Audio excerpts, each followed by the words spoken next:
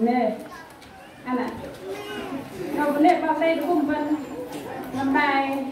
xin được thực hành thầy lúc các mẹ làm tạo như thế nào ấy đó là bên lúc các mẹ các mẹ thành lúc các bạn bên bên cái đòn sò bên lúc lấy bên lúc các mẹ nhận phải bên ao sò bên lúc bạn bên lúc bên nào bên trong cái đòn đấy sò bên cao khút cái thầy này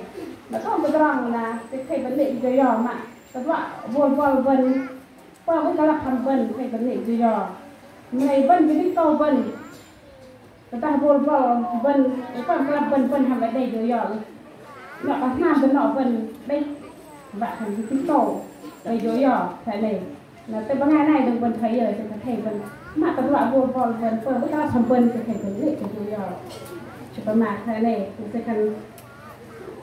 là vần cùng lên lại để dối dò của bò vần mình vần để bông đây là ta vần vậy cái dối dò của bò vần vậy lấy vần thầy ở vần bạn thành vần 2 mét đấy 2 mét không 2 mét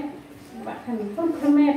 trả lấy thế nào một vần vậy cái đòn dối dò vần vậy ở đây người ta đòn hơi vần vào ngày bạn cần làm nào cái nọ vần đây và một cái làm vần có mà thành trên cái đàn cờ cỏ vần đó sơ là phun cà phê tại các bạn đây bạn có lúc một ngày đặt phun cà phê phun đầu nạt rồi mày sơ cái làm vần sơ cái làm bắt vần cùng black cả vậy nó có mặt kia cái vồn vần nó làm cái nọ vần sơ thầy này bạn thành cái bạn cái làm vần thì thành thầy vần lấy cái rồi giờ thầy vần thay không đi cũng vào làm vần thầy vần thay này này bạn thành cái thầy này lại cái con bạn thành cái này thầy này bạn thành cái thầy vần 2 mét để đòn này vần hút lệ rồi để đòn sò đây dối dò đây black bài vần thầm vân bạn thành cái cái cổ bài vần thầm ôm để đòn sò và vần hút lấy thì đòn black để đòn khay đòn dối dò ôm đòn mà vần hút bị vậy vần hút dọc cái đòn nào cái này nào vần cứ làm từng nó sẽ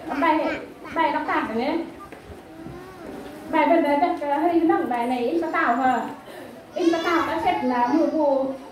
bắt là xử hơi tao mang cái bắt các bạn tao mang bắt tít là đồ nhận đang đã thành bắt in bắt rồi mà kia thế này Orang yêu beral mati và cái này hơi đi sang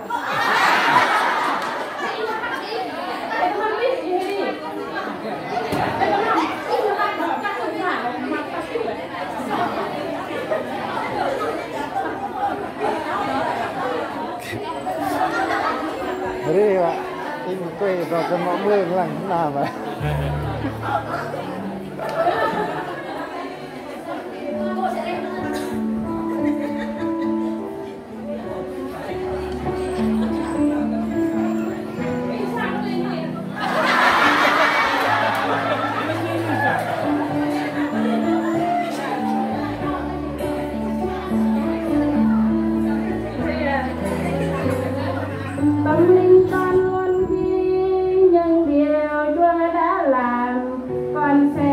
cùng